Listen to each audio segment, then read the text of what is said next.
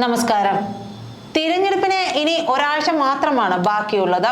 ബാക്കിയുള്ള ദിവസങ്ങളെ ആകെ വിഷമസന്ധിയിലാക്കിക്കൊണ്ടാണ് ഇ ഡിയുടെ തിടുക്കപ്പെട്ടുള്ള നീക്കം. ഇത് ആകെ വിഷമസന്ധിയിലാക്കിയത് CPM-നെ മാത്രമാണ്. CPM-നെ മാത്രമല്ല, പിണറായിയെയും വെട്ടിലാക്കിയിട്ടുണ്ട്. അപകടം നേരത്തെ മണത്തതോടെ കർത്ത എന്തു ചെയ്തു? ഡൽഹി ഹൈക്കോടതിയെ സമീപിച്ചു. എക്സാലോജിക്കും CMRL-ഉം തമ്മിലുള്ള ഇടപാടിൽ കമ്പനി ഉടമ ശശിധരൻ കർത്ത ഇപ്പോൾ നോക്കുന്നത് ED ചോദ്യം ചെയ്യുമ്പോൾ ഒരു മാപ്പുസാക്ഷി സ്ഥാനത്തേക്ക് മാറാൻ വേണ്ടിയിട്ടാണ്. ഇല്ലെങ്കിൽ അദ്ദേഹം ജീവിതകാലം അവസാനം വരെ, അതായത് ഇപ്പോൾ തന്നെ അദ്ദേഹത്തിന് പ്രായമായി, അദ്ദേഹം ബാക്കിയുള്ള കാലഘട്ടം അത്രയും ജയിലിൽ കഴിഞ്ഞുകൂടേണ്ടി വരും എന്നുള്ളത് അദ്ദേഹത്തിന് നന്നായിട്ട് അറിയാം. അതുകൊണ്ട് അദ്ദേഹത്തിന്റെ നീക്കം എങ്ങനെയെങ്കിലും തന്റെ തല അതിൽ നിന്ന് ഊരിയെടുക്കാൻ പറ്റുമോ എന്നുള്ളതിൽ മാത്രം കോൺസെൻട്രേറ്റ് ചെയ്തിട്ടുള്ളതാണ്. അപ്പോൾ അതിന്റെ അർത്ഥം അതിലൂടെ മുഖ്യമന്ത്രിയെയും മകൾ വീണ വിജയനെയും പ്രതികളാക്കുന്ന മൊഴി അദ്ദേഹം നൽകുമോ എന്നുള്ളതും കേരള രാഷ്ട്രീയം ഉറ്റുനോക്കുന്നുണ്ട്.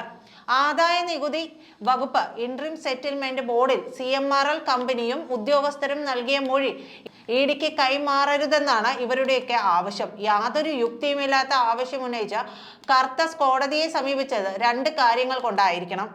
ഒന്ന്, എക്സാലോജിക്കിന് എന്തുകൊണ്ട് പണം നൽകിയെന്നും അതിലേക്ക് നയിച്ച സാഹചര്യം എന്താണെന്നും പുറത്താക്കും. മറ്റൊന്ന്, ED കള്ളപ്പണ ഇടപാടിന് കേസെടുക്കും. ഇത് രണ്ടും CPM-നൊപ്പം കരിമണൽ കർത്തയ്ക്കും ദോഷം ചെയ്യും. കള്ളപ്പണ കേസ് എടുത്താൽ അറസ്റ്റ് ഉൾപ്പെടെയുള്ള നടപടികൾ ഉണ്ടാകും. ഡൽഹി മുഖ്യമന്ത്രി അരവിന്ദ് കെജ്രിവാൾ അടക്കം പുറത്തിറങ്ങാനാകാതെ അകത്ത് കിടക്കുകയാണ്.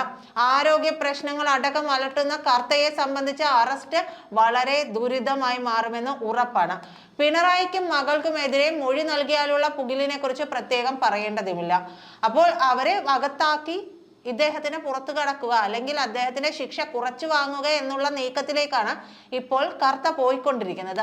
CMRL-നെ തകർക്കാനുള്ള എന്ത് നടപടിയും അവർ സ്വീകരിക്കും. അതായത് പിണറായിയെ കുടുക്കിയാൽ CMRL-നെ തകർക്കും എന്നുള്ളത് ഉറപ്പാണ്. CMRL-ലെ നടപടികൾ പൂർത്തിയായാൽ ED എക്സോലോജിക്കിലേക്ക് നീങ്ങുമെന്നും ഉറപ്പ്. അങ്ങനെയെങ്കിൽ ചോദ്യം ചെയ്യൽ അടക്കമുള്ള കാര്യങ്ങൾ നിയമപരമായി തടയാൻ വീണയ്ക്കും കഴിയില്ല. രാഷ്ട്രീയ പ്രേരിതമെന്ന പ്രതിരോധം CPM-ന് തീർക്കാനാകും. തിരഞ്ഞെടുപ്പ് സമയത്ത് അത് എത്രത്തോളം വിലപ്പോകുമെന്ന് പ്രവചിക്കാനുമാകില്ല. തോമസ് ഐസക്കിനെ വിളിച്ചു വരുത്തി ചോദ്യം ചെയ്യാനുള്ള ED നടപടിക്ക് കോടതിയിൽ നിന്ന് തിരിച്ചടി നേരിട്ടെങ്കിലും അതുപോലെയല്ല വീണയുടെ കേസ്. കേസെടുത്ത് 3 ആഴ്ചക്കകം CMRL-ലെ പ്രധാന ഉദ്യോഗസ്ഥരെയെല്ലാം ED ചോദ്യം ചെയ്തു കഴിഞ്ഞു. അതാണ് വീണയുടെയും CPM-ന്റെയും തലയിൽ ഡെമോക്രസിന്റെ വാൾ തൂങ്ങിക്കിടക്കുകയാണെന്ന് പലരും പറയുന്നത്. കള്ളപ്പണം വെളുപ്പിക്കൽ നിയമപ്രകാരം അറസ്റ്റ് ചെയ്താൽ നിരപരാധിയാണെങ്കിൽ പോലും പുറത്തിറങ്ങാൻ കുറഞ്ഞത് 6 മാസമെങ്കിലും എടുക്കും. ഡൽഹിയിലെ ആപ് നേതാവ് സഞ്ജയ് സിംഗിന് അങ്ങനെയാണ് അടുത്തിടെ ജാമ്യം ലഭിച്ചത്. തിരഞ്ഞെടുപ്പിന് മുമ്പായതുകൊണ്ട് രാഷ്ട്രീയമായത് ഗുണം ചെയ്യും. കേരളത്തിൽ ഇപ്പോഴിങ്ങനെ സംഭവിച്ചാൽ വലിയ വോട്ട് ചോർച്ച CPM-നുണ്ടാകും. ജയിക്കുമെന്ന പ്രതീക്ഷയുള്ള സ്ഥാനാർത്ഥികൾ പോലും പരാജയപ്പെട്ടേക്കാം. രണ്ടാമതെത്തുമെന്ന് കരുതിയെടുത്തൊക്കെ 3-ഇടത്തായേക്കും. രണ്ടായാലും രാഷ്ട്രീയമായി ഏറെ ദോഷം ചെയ്യുമെന്ന് ഉറപ്പ്. UDF-നും BJP-ക്കും മേൽക്കൈ നേടാനുമാകും. ഇടതുമുന്നണി പൊട്ടിത്തെറിയിലേക്ക് പോകാനും CPM-ൽ പിണറായി ഉൾപ്പെടെ പലരുടെയും കസേര തെറിക്കാനും ഇടയാക്കും. അതുകൊണ്ട് ED കുരുക്ക് അഴിക്കുക എന്നത് CPM-നെ സംബന്ധിച്ച് പ്രായോഗികമായ കാര്യമൊന്നുമല്ല. കേരളത്തിൽ ഇതുവരെ ഒരു നേതാവിന്റെയും മക്കൾ നേരിടാത്തത്ര വെല്ലുവിളി വീണ വിജയൻ നേരിടുന്നുണ്ട്. അതോടൊപ്പം CPM നേരിടുന്ന നാണക്കേടും.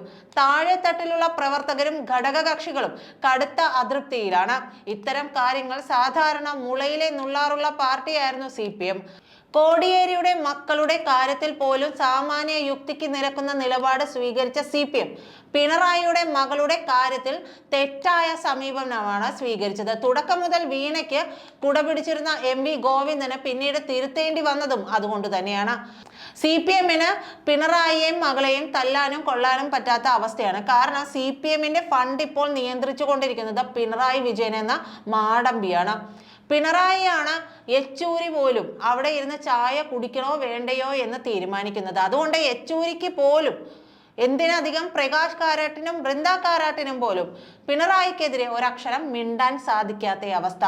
ഇനി രണ്ട് കമ്പനികൾ തമ്മിൽ നടത്തിയ നിയമപരമായ ഇടപാടാണെന്നും ബാങ്ക് രേഖകൾ ഇക്കാര്യം വ്യക്തമാക്കുന്നുണ്ടെന്നും പിണറായി മകളെ ന്യായീകരിക്കുന്നുണ്ടെങ്കിലും സംഗതി വശപ്പിശകാണെന്ന് എന്തായാലും പിണറായിക്ക് അറിയാം. അല്ലെങ്കിൽ ആദായ നികുതി വകുപ്പ് ഇന്ററിം സെറ്റിൽമെന്റ് ബോർഡിന് കർത്തയുടെ കമ്പനി ഉദ്യോഗസ്ഥർ നൽകിയ മൊഴി EDക്ക് കൈമാറുന്നതിനെ ഭയക്കുന്നത് എന്തിനാണെന്ന് ഒറ്റ കാര്യം ചിന്തിച്ചാൽ മതി. ആ ഭയം വെറുതെയല്ല. മകൾ അഴിക്കുള്ളിലാകുമോ എന്ന പിതാവിന്റെ അങ്കലാപ്പിൽ നിന്ന് ഉണ്ടായത് തന്നെയാണ്. പിണറായിയെ അറസ്റ്റ് ചെയ്യണമെന്നാണ് കോൺഗ്രസും ആഗ്രഹിക്കുന്നത്. അതിന്റെ നേട്ടം തങ്ങൾക്ക് കിട്ടുമെന്ന് അവർക്ക് നന്നായിട്ട് അറിയാം.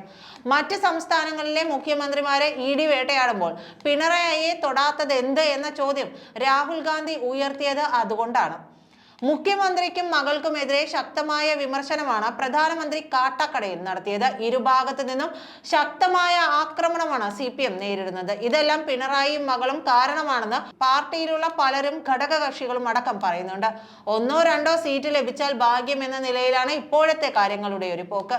അതിനിടെ അവസാന നിമിഷം ED കയറി നിരങ്ങിയാൽ എന്താകും അവസ്ഥയെന്ന് പ്രവചിക്കാൻ പോലും കഴിയില്ല.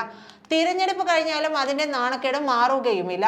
2 കൊല്ലം കഴിയുമ്പോൾ നിയമസഭാ തിരഞ്ഞെടുപ്പ് വരും. നിലം തൊടാനാകാത്ത അവസ്ഥയാകും ഒരുപക്ഷെ അന്നുണ്ടാകുക. ശശിധരൻ കറുത്ത കാരുണ്യവാനാണെങ്കിൽ CPM-ന് ഇതിൽ നിന്നെല്ലാം രക്ഷപ്പെടാനാകും. അതിന് കറുത്ത ചാവേറാകണം. അതിന് കറുത്ത തയ്യാറാകുമോ എന്ന് തന്നെയാണ് കാത്തിരുന്ന് കാണേണ്ടത്. പക്ഷേ അതിന് കറുത്ത തയ്യാറാകുമെന്ന് യാതൊരു പ്രതീക്ഷയും വേണ്ട. കാരണം കറുത്തയുടെ ഈ സാമ്രാജ്യമെല്ലാം വിട്ട് പിണറായിക്ക് വേണ്ടി ചാവേറാകേണ്ട യാതൊരു ആവശ്യവും കറുത്തയ്ക്കില്ല എന്നത് തന്നെ.